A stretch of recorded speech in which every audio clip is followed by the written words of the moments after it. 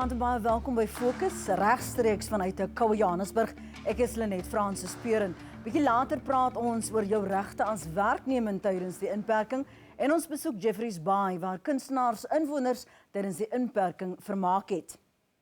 Navorsing word plaaslik gedoen op soek na 'n teenmiddel vir COVID-19. Die SA Nasionale Bloedbank wil toetse doen op die bloedplasma van mense wat van die virus herstel het. Suid-Afrikaners wat volkome herstel het van die coronavirus kan by die bloedbank aanklop as hulle deel wil wees van die navorsing. Regisseur Reed het meer gaan uitvind oor die navorsing. It was quite an interesting journey. I returned from overseas. I was pretty much completely well. And I spent a day or two in the office. And then we found out that the area that I'd been in overseas was starting to show patients that had COVID-19.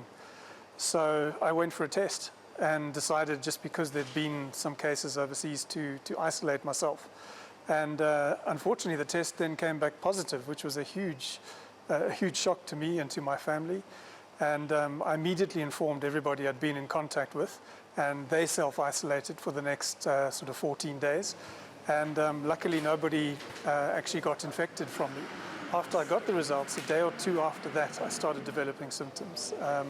Tight chest, sore joints, high fevers, coughing a lot, all of the typical COVID-19 symptoms.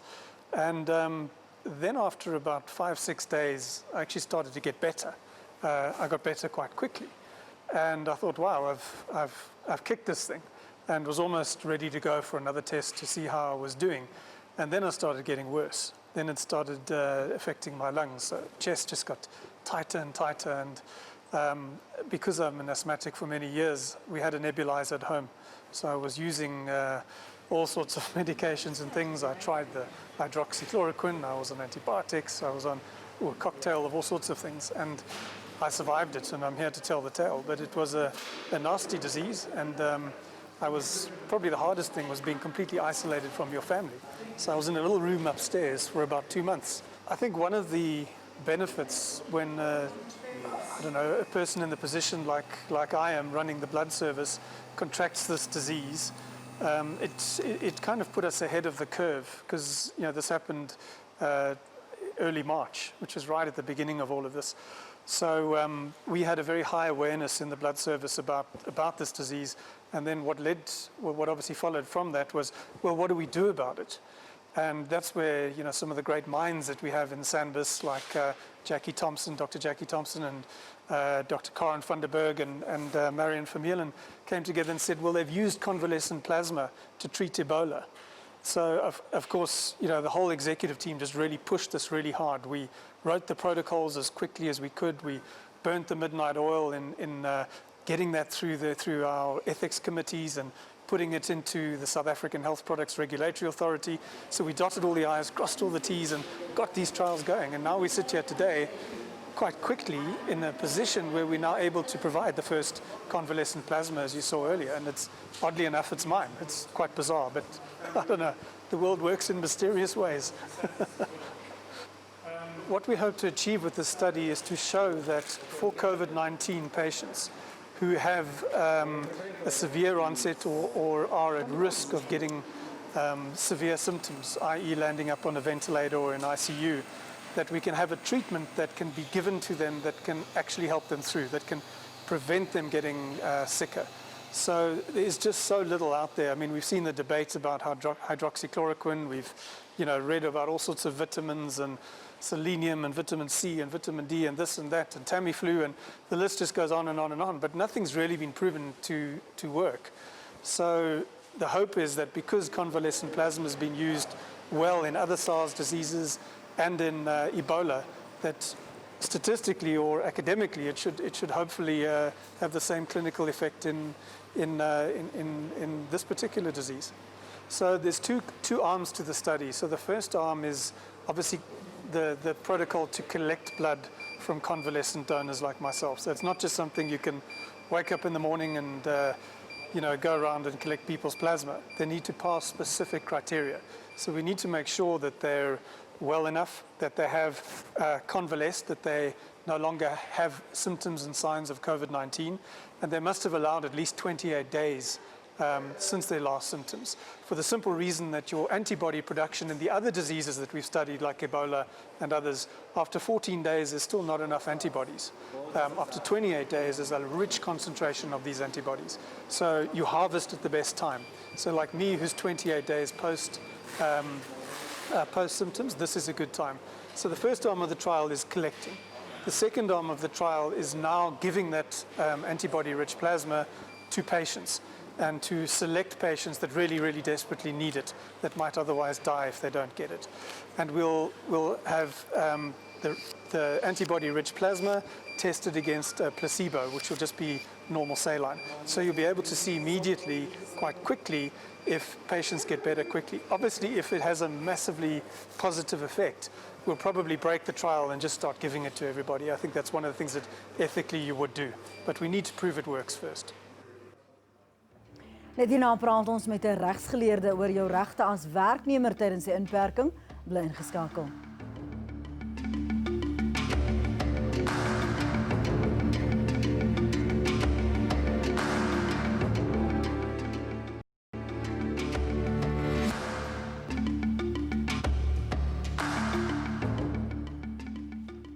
Welkom terug. Duisende Suid-Afrikaners is reeds 10 dae gelede terug werk toe nadat vlak 3 van die inperking in werking getree het.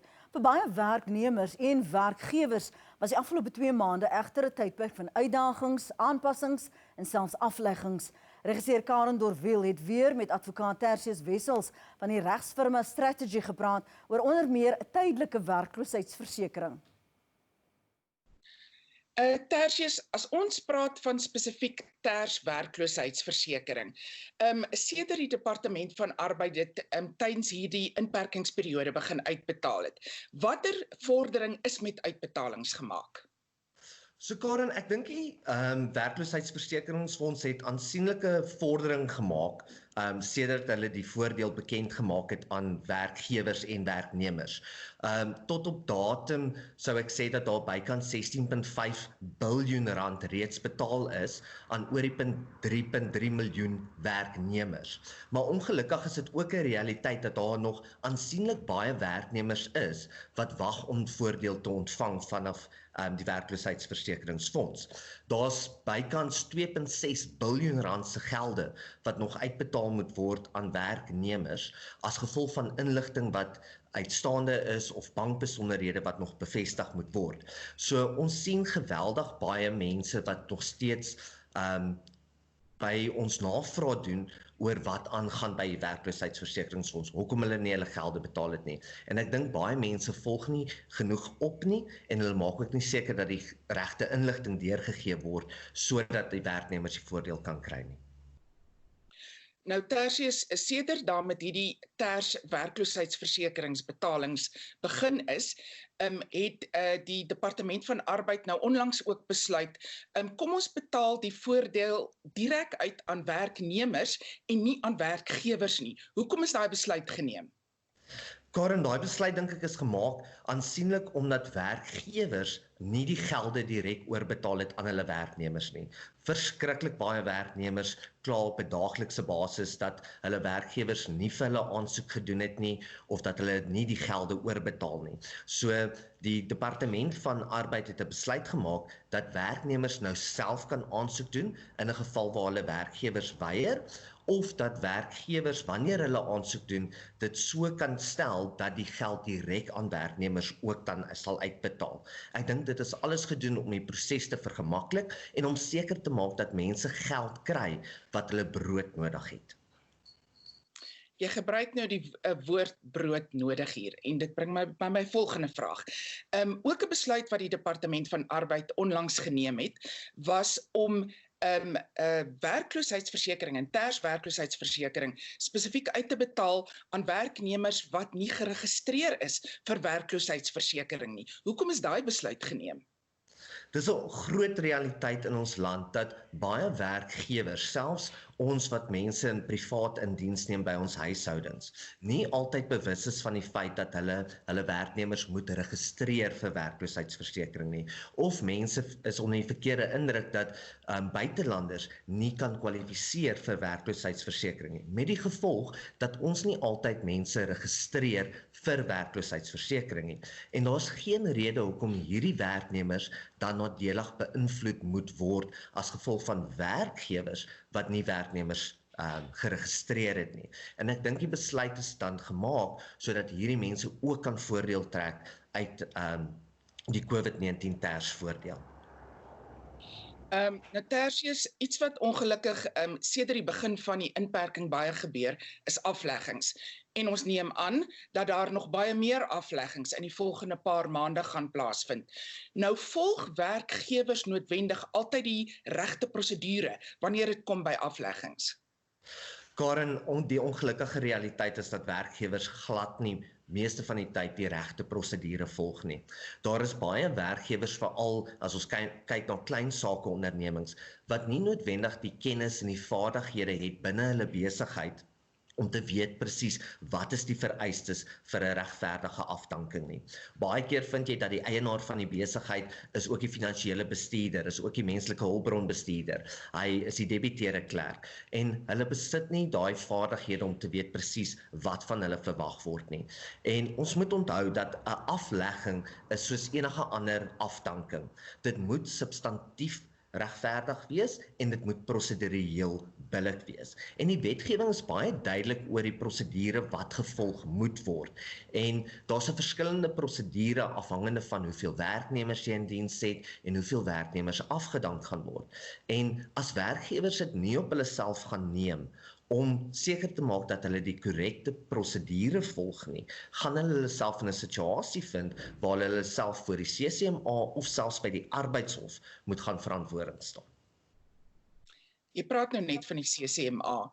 Nou, ek dink is 'n feit dat die CCMA al 'n baie groot werklas gehad het en ook 'n agterstand in sy werklas voordat die inperking begin het. Nou, die CCMA het maar baie onlangs eers weer sy deure oopgemaak.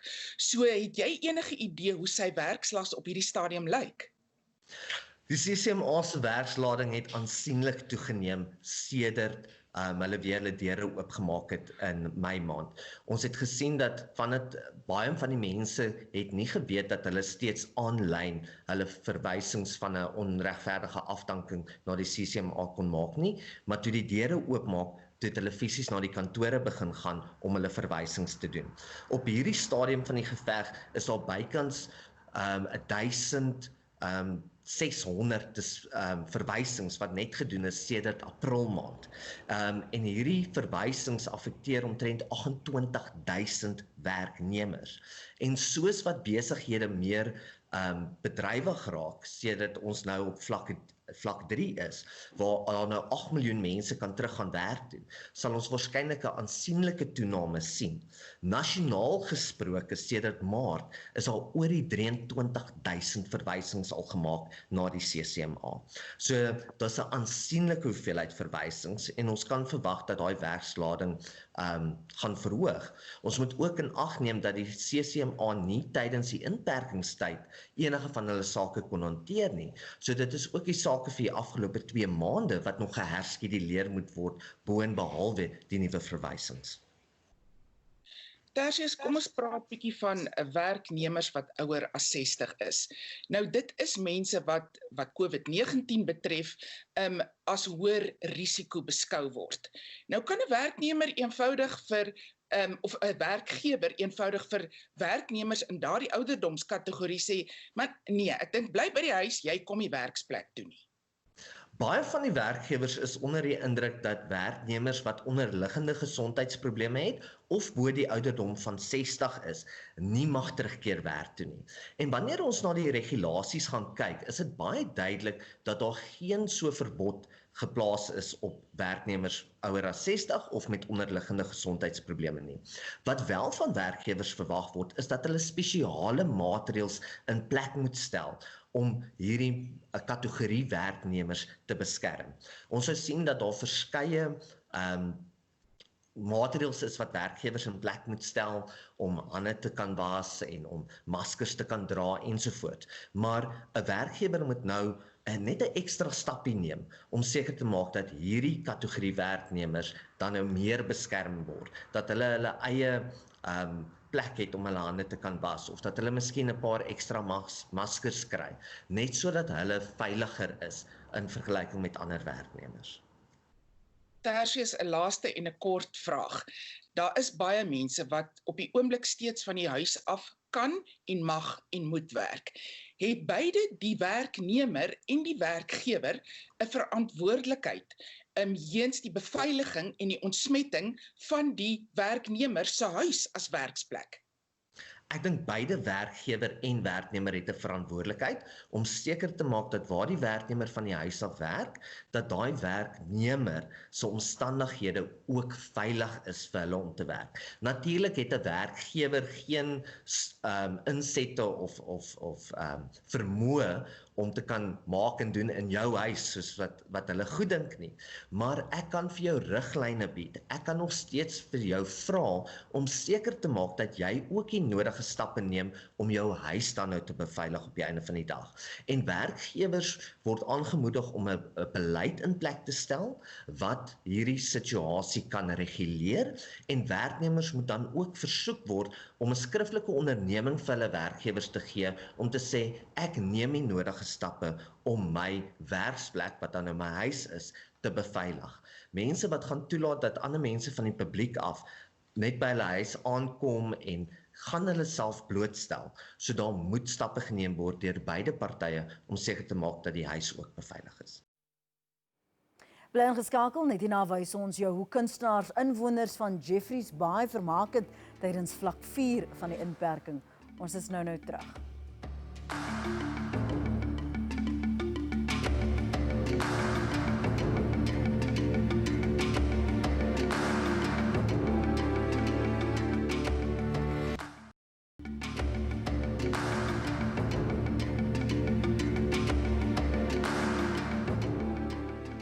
Suid-Afrikaners is nou reeds byna 11 weke in 'n staat van inperking. In Jeffreysbaai het 'n groep kunstenaars tydens vlak 4 besluit om die gemoedere van inwoners te lig so tussen die oefeninge deur. Sonia Catherine White, 'n finalejaar student aan Rhodes Universiteit, het vir Fokus hierdie bydrae saamgestel. Jeffreysbaai was nie verniet die dorp van drome nie. Inwoners in die kusdorpie maak nog steeds drome waar. As dit nie voedselprojekte is om hongersnood te verlig nie, bied hulle aan die gemeenskap voedsel vir die siel.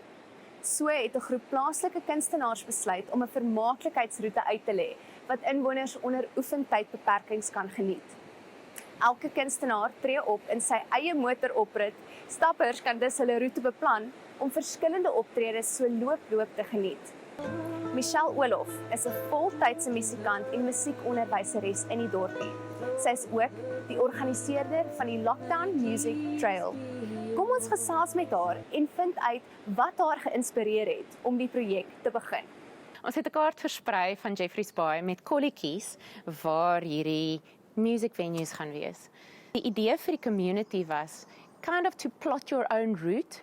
So jy kon nou sien, daar's 3 kolletjies redelik naby aan my huis. So dan kan hulle nou sê, okay, ek gaan so en so en so en so stap môreoggend van 8:00 tot 9:00. 8:00 wil ek al daar wees, want dit gaan my 'n uur vat om weer terug te kom by my huis as ek na 6 musikante wil luister.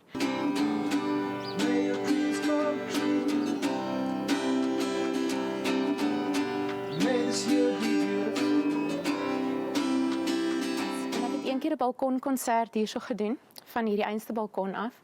Toe dink ek, miskien moet ek weer so iets doen. Toe dink ek, nee, miskien moet ek dit in my driveway doen, terwyl die mense mag oefen, en dan word die mense 'n bietjie uplift. Toe dink ek, maar hoekom net ek? Hoekom vra ek nie enige iemand wat wil deelneem, of hulle in hulle driveway wil speel nie? En dit is hoe die idee gebore is, en daar's toe nou baie mense wat inklim, en toe weet ons, kyk, dit gaan werk, ons moet nou net 'n goeie oggend kies. Every mountain, for every stream, follow every byway, till you find your dream. Almal voel nou maar so 'n bietjie, jy weet, lockdowns, wil net nie ophou nie, en level 3 lyk nie vreeslik anders as level 4 nie, en level 4 was eintlik net 'n extension van level 5. So almal het al gevoel, yes, ons wil net 'n bietjie uitkom, en ons kan niks meer live music hoor nie, almal verkoop aanlyn kaartjies, maar dit is net nie dieselfde nie. Jy kan 'n CD luister. Jy weet, wie wil met hulle YouTube video met hulle klein pap speakertjies nou na 'n live konsert luister? Ek dink die mense doen dit baie keer net om die kunstenaar te ondersteun in plaas van vir die experience self om nou sy lockdown konsert, kuberkonsert te sien.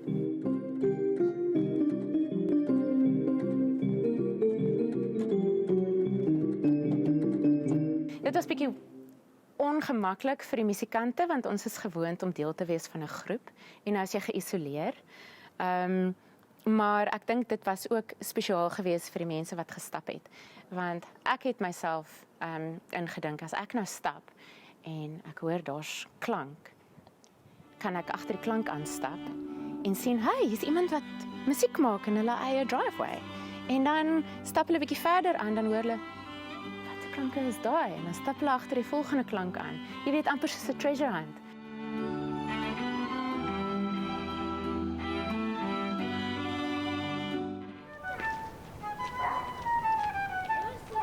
Maar ja, hierdie keer het hulle darm nou 'n idee gehad van waar die venues gaan wees. Wel, die aanvanklike groepie wat ons gehad het vir Jammet, dis 'n WhatsApp groepie en 'n community wat reeds bestaan het. So ek het net daai platform gebruik en ek het gesê, hier is my idee. Ek dink ons moet elkeen in ons eie driveway speel. Jy hoef nie eens 'n groot repertoire te hê nie. Jy kan 3, 4 liedjies doen en net die hele tyd repeat. Want die idee is nie dat iemand vir 'n uur lank by jou staan en kyk nie. Mense moet aanbeweeg. Ons mag nie gather nie.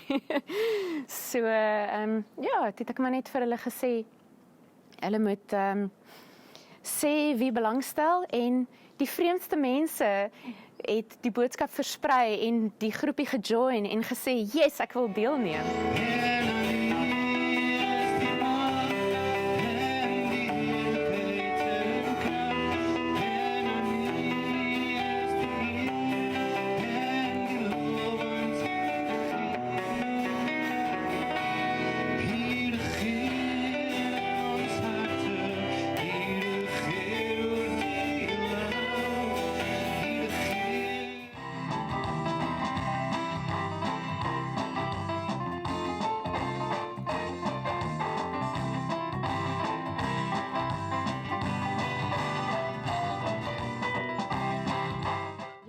Hier is 'n manier wat ons kon gebruik om live music weer by die mense te kry. Bure wat mekaar nooit geken het nie, groet mekaar nou vriendelik op straat. Kreatiwiteit kan niemand agter slot en grendel sit nie. Sonja Catherine White, berig vanaf Jeffreysbaai. En met daardie musikale verbosing moet ons groet vir vanaand. Ons is volgende Woensdag aand om 7 uur weer terug op ons pos. As jy vir ons 'n WhatsApp wil stuur, die nommer is nou op jou skerm, dis 079 989 5290. Fokus word tans nie op Donderdag herhaal nie, maar ons is steeds beskikbaar op YouTube. Ons lees graag jou kommentaars, jou tweets en jou voorstelle. Jy kan dit vir ons stuur aan Fokus by sabc.co.za. Jy kan ook ons Facebook bladsy besoek. En dit is net so maklik, gaan net en soek vir Fokus, by Fokus SABC liewer, en dan ook op Twitter by Fokus ZA. Dis al vir vanaand, gesond bly, veilig bly, sien jou volgende week.